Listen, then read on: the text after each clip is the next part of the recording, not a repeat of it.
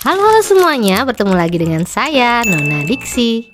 Musim pemilu sudah tiba, sebentar lagi kita akan memilih presiden baru untuk negara kita. Nah, kali ini Nona Diksi akan membahas tentang salah satu istilah yang sering dipakai menjelang pemilu. Kalian pasti sudah sering mendengar istilah elektabilitas. Katanya elektabilitas si A meningkat, sementara elektabilitas si B menurun. Emang apa sih artinya? Bagaimana kita bisa mengetahuinya coba? Terus apakah elektabilitas ini benar-benar berpengaruh pada hasil pemilu gitu?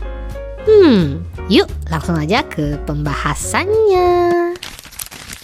Menurut penelusuran Nona Diksi nih ya, kata elektabilitas diserap dari bahasa Inggris, yaitu electability, yang berarti keterpilihan. Di KBBI, elektabilitas memiliki arti tingkat keterpilihan yang disesuaikan dengan kriteria pilihan. By the way, istilah ini tak hanya digunakan dalam pemilihan pemimpin, tokoh politik atau partai saja ya. Elektabilitas bisa dipakai juga untuk barang dan jasa. Kalau melihat sejarahnya sih, kata elektabilitas mulai digunakan dalam konteks politik sejak abad ke-20 gitu, khususnya di Amerika Serikat. Elektabilitas ini dipakai untuk mengukur kemampuan atau kecakapan seorang kandidat untuk dipilih oleh publik. Lalu bagaimana dengan di Indonesia? Di negara kita, kata ini mulai populer sejak era reformasi. Kenapa? Ya karena sejak saat itu pemilihan umum lebih demokratis dan kompetitif. Kalau dipikir-pikir hampir mirip kayak popularitas nggak sih? Mirip sih, tapi beda lah. Popularitas itu kan tingkat ketenaran di mata publik. Walaupun popularitasnya tinggi kan belum tentu banyak orang yang mau milih ya kan? Karena tingkat keterpilihan itu dipengaruhi beberapa faktor yang berbeda. Faktor apa saja kira-kira yang menjadi tolak ukurnya ya? Ternyata ada beberapa hal yang mempengaruhi elektabilitas seorang tokoh politik dan partai. 1. Reputasi. Sudah jelas ya, kalau citranya baik pasti reputasinya bagus dan masyarakatnya juga bakalan percaya.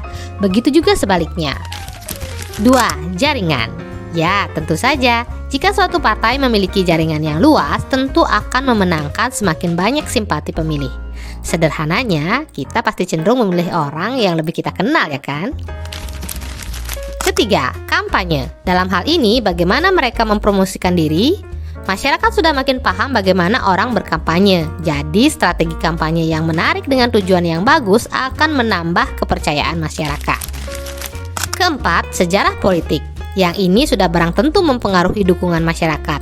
Salah satu hal yang menjadi pertimbangan kita ya rekam jejaknya, pengalaman, prestasi, dan masalah-masalahnya yang terdahulu.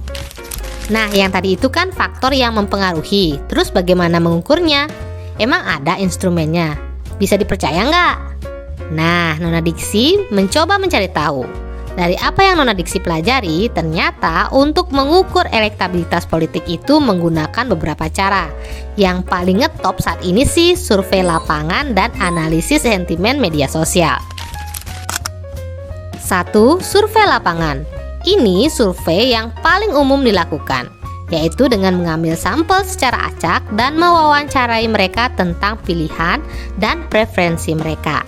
Survei ini cukup akurat asalkan sampelnya representatif dan valid. 2. Analisis sentimen media sosial. Wah, apa ini? Jadi, survei ini dilakukan dengan menganalisis data dari medsos seperti X, Facebook, atau Instagram terkait si calon atau parpol. Lalu dianalisis apakah suka atau tidak dan hasilnya dinamis dan aktual. Kekinian banget deh pokoknya, asalkan relevan dan kredibel. 3. Selain yang 2 tadi, ada juga beberapa metode lain yang lebih dalam, kayak simulasi pemilu, diskusi kelompok, atau metode kualitatif lainnya.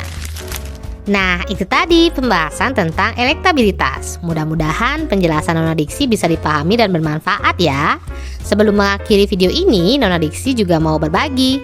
Di musim pemilu yang panas ini, mari kita jadi pemilih yang bijak. Caranya adalah cari sumber-sumber yang faktual. Salah satunya yang sangat Nona Diksi rekomendasikan adalah Bijak Memilih ID. Di sana kita akan disuguhkan cara untuk menjadi pemilih yang bijak, ada isu strategis, profil partai dan kandidat, serta rekam jejak dan gagasan para kandidat secara mendalam, faktual dan pastinya netral.